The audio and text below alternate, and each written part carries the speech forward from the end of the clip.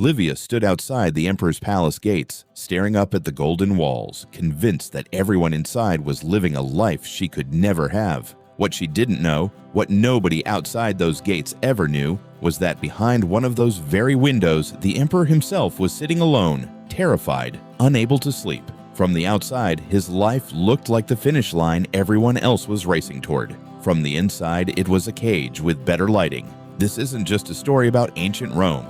This is happening right now on your phone every single time you open it. There's a Stoic idea about perception that explains exactly why everyone else's life looks flawless and why yours never will, no matter how good it actually gets. Here's the truth almost nobody says out loud. You are comparing your entire life, the boring parts, the failures, the 2 a.m. doubts, to someone else's highlight reel. It's not a fair fight. It was never supposed to be. Now stay with me, because Livia's story doesn't end at the gate, and what happens next is exactly why this matters to you.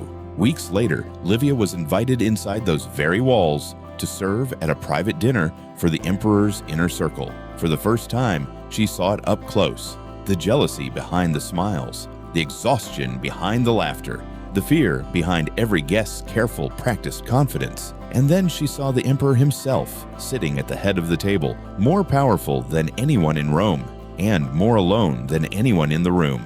In that moment, everything she'd believed outside those gates quietly fell apart. Here's what she learned that night, and what almost nobody learns until it's far too late. Every single person performs their best version for an audience, and believes everyone else's performance is the real thing. You do it too. You've done it today, probably without even noticing.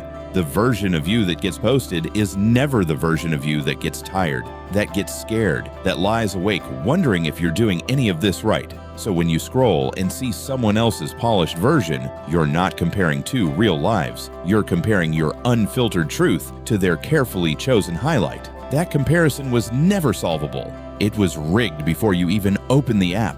The Stoics understood this 2,000 years before phones existed. Marcus Aurelius wrote that we suffer more in imagination than in reality, because imagination fills in gaps with our worst fears about ourselves. And nothing fills those gaps faster or worse than a stranger's perfect photo and your own unedited life standing right next to it. Livia never looked at those golden gates the same way again, not because the palace changed, because she finally understood what was actually happening behind the walls.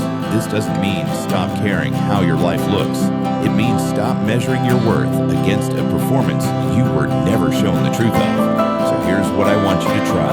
The next time you feel that familiar pull of not measuring up, pause for a second and remember one simple fact. Whatever you're looking at is a gate, not a window. You're seeing the entrance they built, never the room they actually live in. And behind almost every gate that looks flawless from the outside, there's someone sitting alone at 2 in the morning, wondering the exact same thing about you.